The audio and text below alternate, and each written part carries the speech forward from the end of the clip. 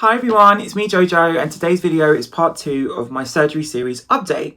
Now, in the first part of this video, I went through all of the things that I'd done that I did not enjoy and removing them to start afresh. So if you want to see that story, check out the first video. This video is in partnership with Renew in Brighton. They are incredible, and I work with the incredible Dr Wong.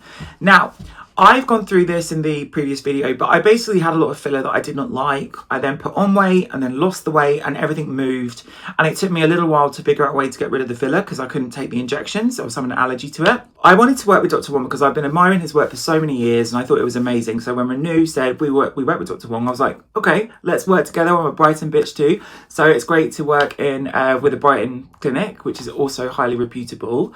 And I discussed actually what I wanted to do. So I really wanted to have a refresh. So I said, firstly, I'd never really had Botox in my life. I've had it to lift my eyebrows more than I've had it to anti-age. And I've had it in my jawline to stop my teeth grinding. But I've not really done like the whole full-on Botox in the forehead thing. I've had light bits, just more so to lift the eyelids and the brows, but never fully. And I said, you know what, it's time. Now I'm in my mid-30s. I want to get everything groomed and perfected so I don't lose that as I get older. I don't want the skin to lose laxity or to have any stationary wrinkles over time. I want to actually feel refreshed. So we did that and it was so straightforward, doesn't really hurt. They use a diabetic-like needle, so it's very painless. It's tiny, tiny, tiny, and was done within 2 minutes, okay? Then I said, do you know what? I've got these hollows in my face between the fat pads now, mostly on this side. And there was the video that I shot at Buckingham Palace where I was filming like this and I was like, oh my God, I've got a line on my face here. It's probably where I sleep on my face as well.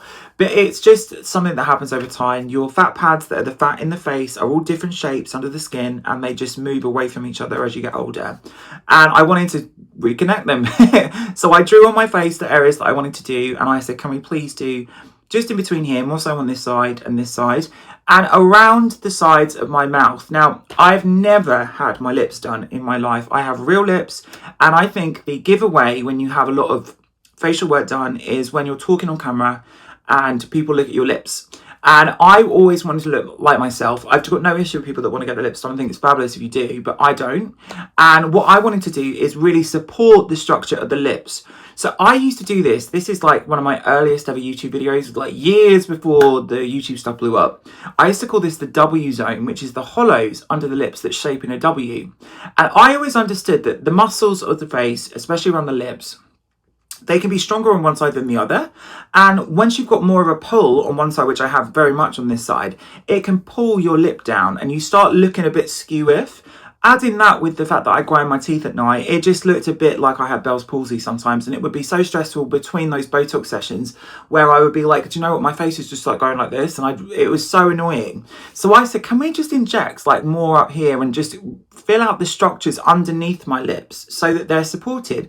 And they just look, I look like myself again. I swear to God, when you get older, you don't think your lips get smaller. They absolutely do get smaller, and I didn't want to increase the size of them with filler, but this, giving the support around the lips, absolutely genius. So it's just such a refresh. Doesn't look like I've got like lumpy bumpy things anywhere. It was like done very, very, very gently, but gave more support on this side than this.